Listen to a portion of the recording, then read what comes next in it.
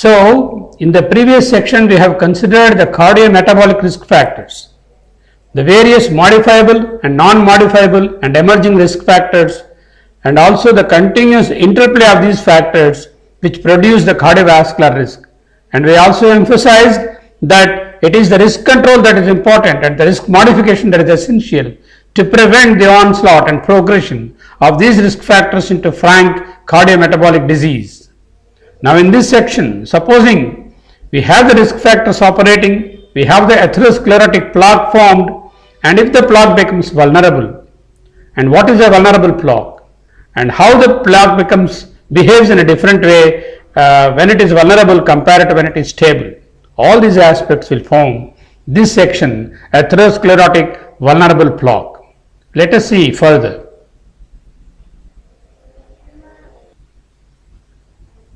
This slide illustrates the micro damage that is occurring at the endothelial level or at the vascular endothelium.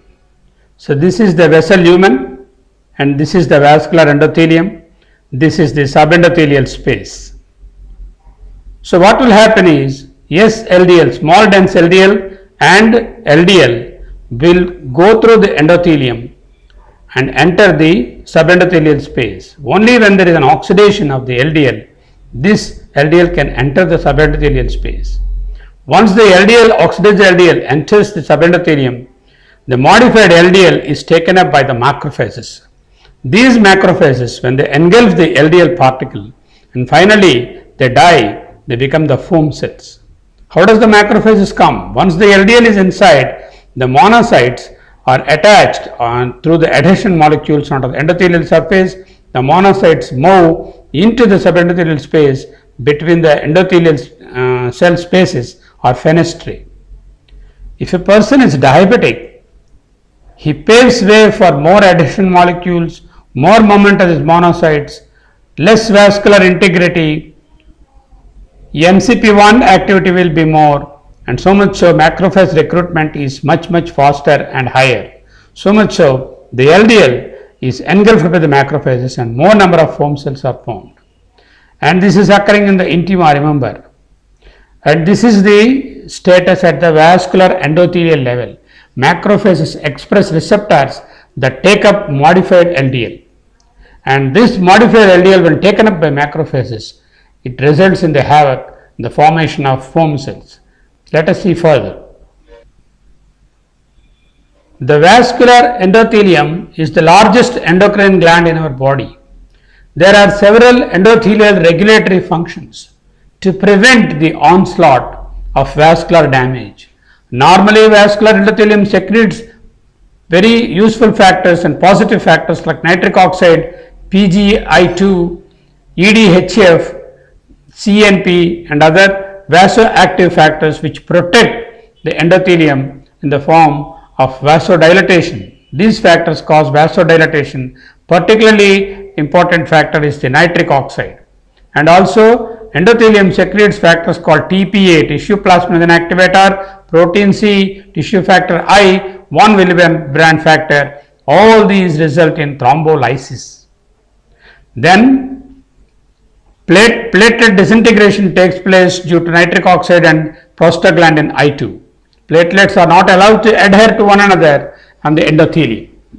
Then there will be anti-proliferation. Smooth muscle cell proliferation is stopped by nitric oxide, prostaglandin I2, TGF beta and HEP. These factors will be helpful in preventing the proliferation of smooth muscle cells at the endothelial level. And of course, finally, lipoprotein lipase produces lipolysis and sees that the fats do not accumulate on the endothelium or inside the endothelium. So these are the various protective mechanisms that are in place on the endothelium to prevent vascular damage. Let us see if the endothelial function is deranged or when there is an endothelial dysfunction due to various factors, risk factors, what would happen to these protective functions, how they are replaced by harmful effects there. Look here, the protective vasodilatation is replaced by vasoconstriction. reactive oxygen species, ET1, thromboxane A2, angiotensin 2, prostaglandin H2 all act in the opposite direction and produce vasoconstriction. Instead of thrombolysis, there will be thrombosis because PAI1 is secreted more, plasminogen activator inhibitor, it inhibits the plasminogen activity, tissue factors, and then thromboxane A2. Here we have tissue factor inhibitors and we have tissue factor here which paves way for thrombosis. So thrombolysis has given way to thrombosis. Platelets which are kept separate and disintegrated, they start adhering to one another because cell adhesion molecules, selectin, C-selectin, P-selectin, these will attract the platelets to one another and that platelet adhesion takes place.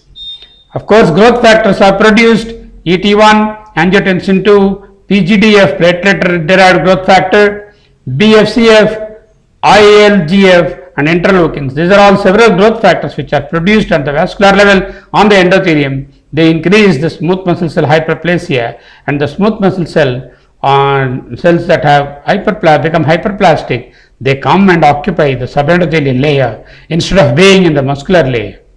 Then of course there will be inflammation due to nuclear factor kappa B and reactive oxygen species, and this inflammation paves way for more vascular damage. So much so, the endothelium, which is very green and then producing all sorts of positive effects and protecting from any damage, has become the seat of damage with vasoconstriction, thrombosis, platelet adhesion, growth factors and inflammation. This is what we term as endothelial dysfunction.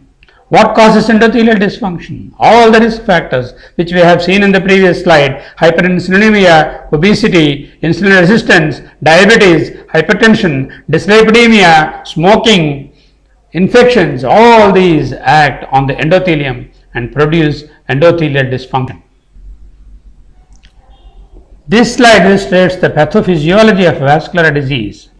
We have the risk factors: dyslipidemia, hypertension, heredity, and then the smoking and diabetes. That leads to oxidative stress, xanthine oxidase, NADH, NADP ratio is altered, uncoupling of endothelial nitric oxide, and then endothelial factors like nuclear factor kappa B, chemokines, growth factors, cell adhesion molecules, ACE and angiotensin 2 hyperactivity, functional alterations, decrease in the nitric oxide, decrease in vasodilatation, increase in vasoconstriction, inflammation, procoagulatory state, structural alterations, increase in the tone of the vasculature, smooth muscle cell hyperplasia, inflammatory cells are produced, plaques are formed, negative remodeling occurs, and then decrease in the fibrinolytic capacity on the endothelium, more amount of fibrin and platelet aggregation leads to thrombosis and of course the inflammation. Clinical sequelae of all these changes are ischemia, myocardial infarction, congestive heart failure, stroke, major acute coronary events and death. So this is how the pathophysiology of vascular disease due to endothelial dysfunction triggered in by various risk factors. Normally, without our knowledge, several atherosclerotic plaques are formed throughout the vasculature in our body. Remember that not all types of plaques are dangerous. To start with, the type 1 plaque is lipodeposition in the macrophages and smooth muscle cells. So-called foam cells are formed. Type 2 plaque is extracellular lipodeposits with fibrils, so-called fatty streaks. Type 3, extensive changes of type 2 above occurring all over the vascular tree, particularly in the very important vasculature like cerebral, renal and coronary blood vessels. So type 4, lipid dominant plaque, cellularity is less, more of lipid, a vulnerable plaque, thin fibrous cap covering the lipid core, and this plaque is the one which is going to rupture any moment and trigger in the cascade of vascular events leading on to thrombosis. Type 5, cellular proliferation is dominant, and then there is less of lipid, more of cells, non-vulnerable, plaque is stable, fibrosis occurs, calcification, extracellular lipid. This plaque is the one which is a stable plaque and non-vulnerable plaque. So why certain individuals develop coronary events? Why certain individuals do not develop coronary events in spite of they having the plaques? The reason probably could be the number of vulnerable areas or vulnerable plaque. If it is more, it triggers on acute coronary events. Whereas if the plaques are stable, even if they are there, then they are not going to really cause the harm. Type 6 plaque, ruptured plaque, the vulnerable plaque ruptures and opens up. The inner lipid-rich material is exposed to the active substances in the blood. Thrombosis results. It can lead to clinically silent or clinically revealed acute coronary syndromes or acute occlusion of the vasculature. So these are different types of plaques. Then we would be seeing about the vulnerable plaques in the next slide.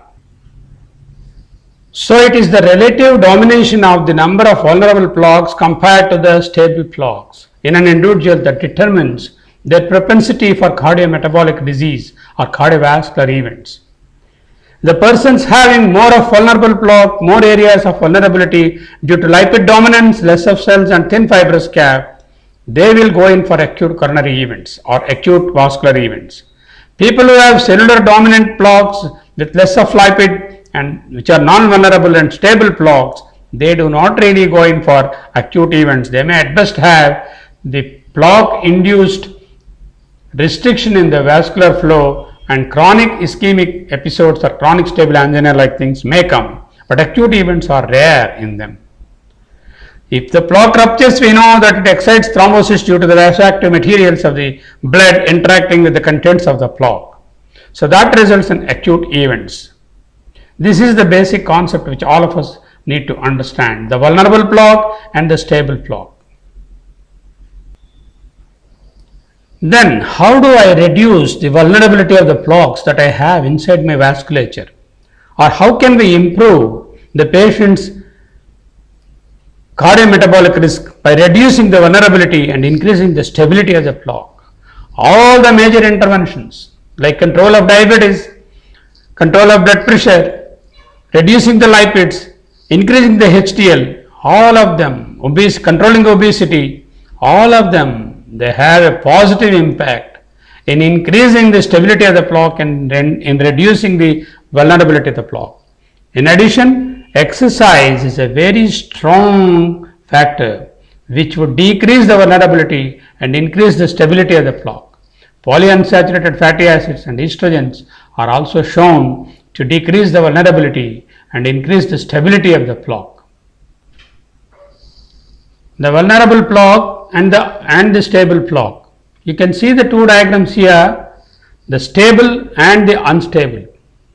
In the stable plaque, we have the vascular lumen still opened up and then circulation is going on. See the cap, the fibrous cap is very thick and laden with fibrous strands and also the smooth muscle cell hyperplasia. Whereas the lipid-rich material or core material is concealed inside the plaque and is not exposed to the active substances in the blood. Whereas in case of an unstable plaque, you have a very thin fibrous cap. Look at the brown layer here compared to the other side, this slide.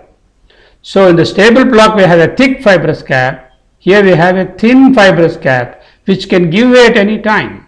And the very dangerous materials present inside the lipid core, the foam cells, the macrophages, the adhesion molecules, all are exposed to the active substances within the blood which trigger platelet activity, platelet adhesion, platelet aggregation, platelet activation and thrombosis. That results in acute coronary events. Remember, a mild to moderate atherosclerotic vulnerable plaque is more likely to rupture and trigger thrombosis and myocardial infarction or stroke than a very big severe plaque which is stable. It is not the severity of the plaque that is important, but it is the vulnerability of the plaque, the thinness of the capsule, the richness of the lipids and the absence of cells make the plaque vulnerable for rupture and unstable plaque. Whereas a stable plaque will be thick fibrous capsule, less of lipid core material, more of the vascular cells or the cellular infiltrates. So this is how we need to differentiate a vulnerable plaque from a non-vulnerable or stable plaque. How do we make a person's plaque non-vulnerable? As I told you in the previous slide, all the interventions to reduce the risk factors will increase the stability of the plaque and reduce the vulnerability of the plaque, so much so even if the plaques are there, they are not going to end up in acute events and major acute coronary events.